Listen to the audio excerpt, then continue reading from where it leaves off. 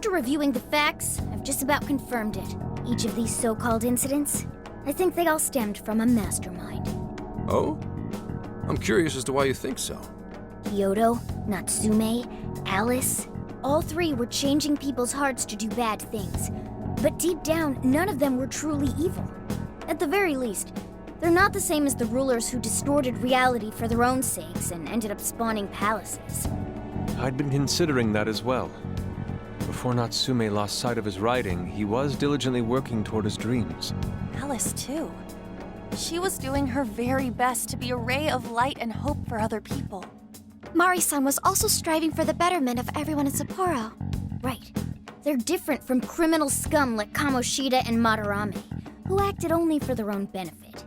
Okay, but how does a handful of not-so-evil monarchs prove there's a mastermind behind all this? The fact that jails are fundamentally different from palaces provides us a big clue. For starters, jails don't have any treasures for the taking. All we found are people's stolen desires. That means monarchs don't have twisted enough wills to reshape reality and form treasures. Which would mean that jails aren't created by the monarchs themselves. Someone else must be doing the creating. Our final clue is the locks on all those bird cages. In order to get to the monarch, we've always had to unlock a door that denies us passage. I had thought this was just a security measure designed to protect the monarch and the desires held within.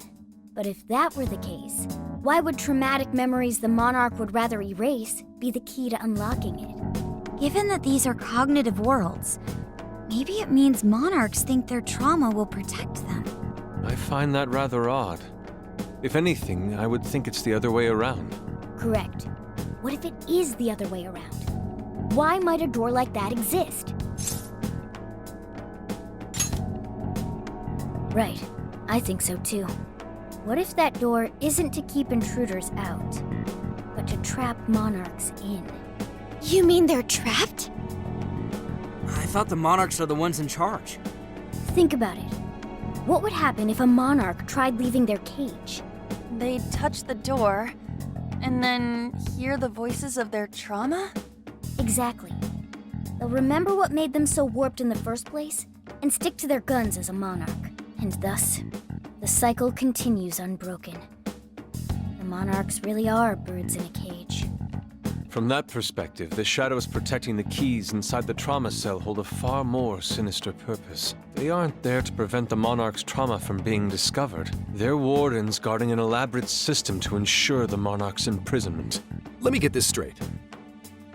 You're basically saying these monarchs are being manipulated, and by virtue of that, there's somebody doing the manipulating. How's Hyodo-san's smartphone looking?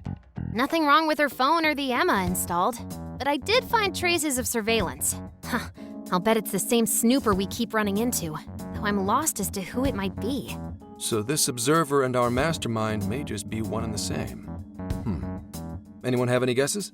Our first suspect is Medice, the company in charge of Emma. Since you can't get into jails without Emma, I can't write it off as mere coincidence. Medice, huh? Too bad we can't just storm their headquarters. You mean the cops can't actually do that? Of course not. How could we even put out a warrant on them? By saying they go around turning people into monarchs? You have a call from Ichinose. Hi there! Sorry for the relative lapse in communication, but I did turn up some info that I thought you guys might like to know. So I've been looking into Emma all this time, and I still have yet to find any differences between her past and present versions. I mean, this is state-of-the-art tech, not something just anybody could pry open and take a look inside. But then I took a peek at Emma's changelog, and that's where things got interesting. It seems Emma was transported to Okinawa at some point after I sold her to Medice. Yes, exactly. Why was the first thing that popped into my head. So I dug around some more, and I found that off the coast of Okinawa, on the island of Kokojima, Medice apparently has a research lab. Oddly enough, its existence is unknown to the public, and when I called to ask for records, nothing came up. Basically, they're running a secret research lab. How crazy is that? So, if Emma's been altered in any way, I would think it had to have been done on that island. Well, guys, wasn't I a super stellar source of information? that praise I hear? You mean I did a good job? Woohoo! Go me! Well, guess it's bye for now, Phantom Thieves. Please regale me with tales of your adventure another time. So what did Ichinose-san say? Okinawa? Crystal clear waters? Shisa statues? Juicy pineapples? Shinsuko cookies?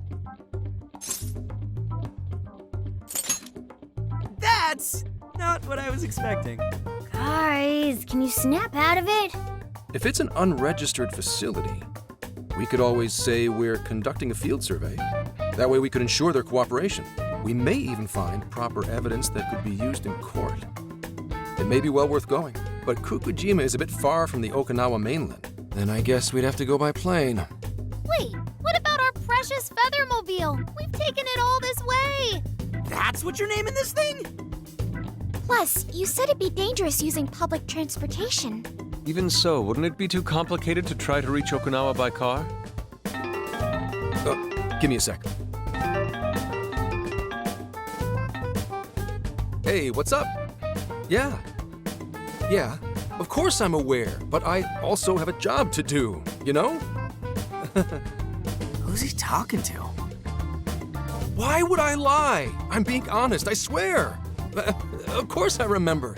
The thing is, I'm a little...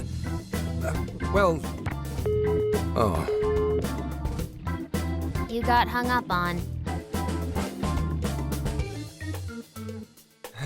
Okay, guys. Plane's a no-go. We're driving. Huh? You mean we're going all the way to Okinawa by car? The thing is, I need to make a stop along the way. So we'll be heading to Kyoto first. Did you say Kyoto?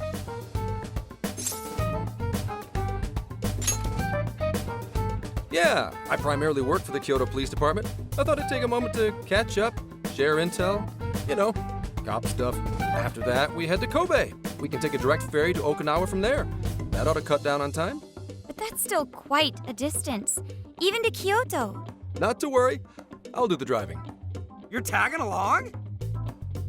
Wait, am I to believe that Nijima's been doing all the driving? Okumura, I thought you already had your license. I do have it. It's just, I don't have much experience behind the wheel. Plus, Haru's driving is not exactly... Well, in any case, we're taking off immediately. If we're leaving from here, you'll need to take the Hokuriku Expressway. The estimated travel time will be... About 21 hours, give or take. Gramps is correct. 21 hours? Are you nuts? You forget I'm an officer of the law? We're badass at driving. What's with him all of a sudden? It's like you lit a fire under his ass. Fine by me, so long as I can visit Kyoto at last. There goes Inari, revealing his true colors. All right then, let's hit the road. I'll get you rascals there in record time.